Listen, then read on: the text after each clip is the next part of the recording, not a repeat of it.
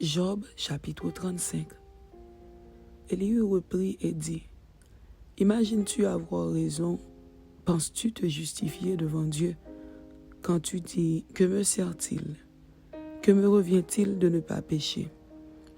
C'est à toi que je vais répondre et à tes amis en même temps. Considère les cieux et regarde. Vois les nuées comme elles sont au-dessus de toi. Si tu pèches, quel tort lui causes-tu? Et quand tes péchés se multiplient, que lui fais-tu?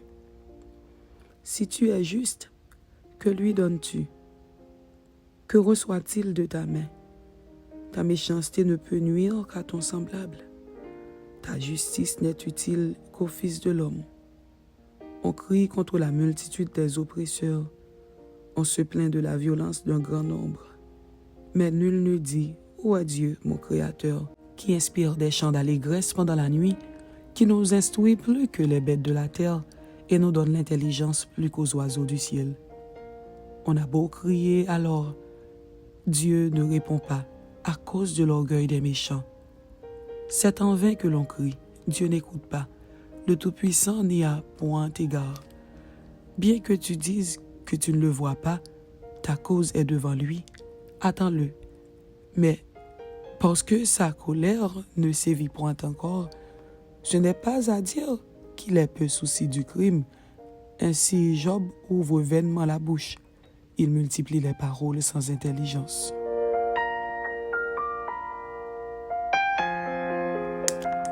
Job, chapitre 36.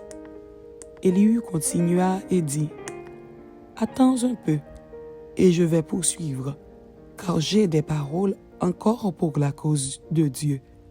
Je prendrai mes raisons de haut, et je prouverai la justice de mon Créateur. Sois-en sûr, mes discours ne sont pas des mensonges. Mes sentiments devant toi sont sincères.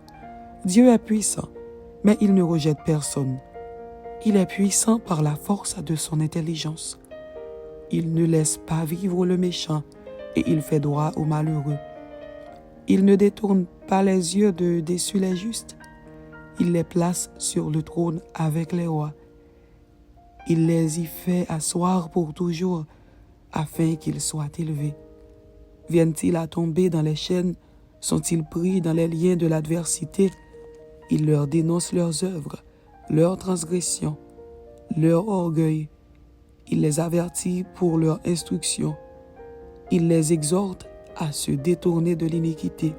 S'ils écoutent et se soumettent, ils achèvent leurs jours dans le bonheur, leurs années dans la joie. S'ils n'écoutent pas, ils périssent par le glaive. Ils expirent par leur aveuglement. Les impies se livrent à la colère. Ils ne crient pas à Dieu quand il les enchaîne. Ils perdent la vie dans leur jeunesse. Ils meurent comme les débauchés. Mais Dieu sauve le malheureux dans sa misère, et c'est par la souffrance qu'il l'avertit. Il te retirera aussi de la détresse pour te mettre au large, en pleine liberté, et ta table sera chargée de mets succulents. Mais si tu défends ta cause comme un impie, le châtiment est inséparable de ta cause. Que l'irritation ne t'entraîne pas à la moquerie, et que la grandeur de la rançon ne te fasse pas dévier. Tes cris suffiraient-ils pour te sortir d'angoisse, et même toutes les forces que tu pourrais déployer? Ne soupire pas après la nuit qui enlève les peuples de leur place. Garde-toi de te livrer au mal, car la souffrance t'y dispose. Dieu est grand par sa puissance. Qui saurait t'enseigner comme lui? Qui lui prescrit ses voies? Qui ose dire « tu fais mal ». Souviens-toi d'exalter ses œuvres, que célèbrent tous les hommes. Tout homme les contemple, chacun les voit de loin. Dieu est grand, mais sa grandeur nous échappe. Le nombre de ses années est impénétrable. Il attire à lui les gouttes d'eau. Il les réduit en vapeur et forme la pluie. Les nuages la laissent couler. Ils la répandent sur la foule des hommes. Et qui comprendra le déchirement de la nuée, le fracas de sa tente? Voici, il étend autour de lui sa lumière et il se cache jusque dans les profondeurs de la mer. Par ses moyens, il juge les peuples et il donne la nourriture avec abondance. Il prend la lumière dans sa main, il la dirige sur ses adversaires. Il s'annonce par un grondement, les troupeaux pressentent son approche. Amen. C'était Job chapitre 35 et Job chapitre 36. Que Dieu vous bénisse.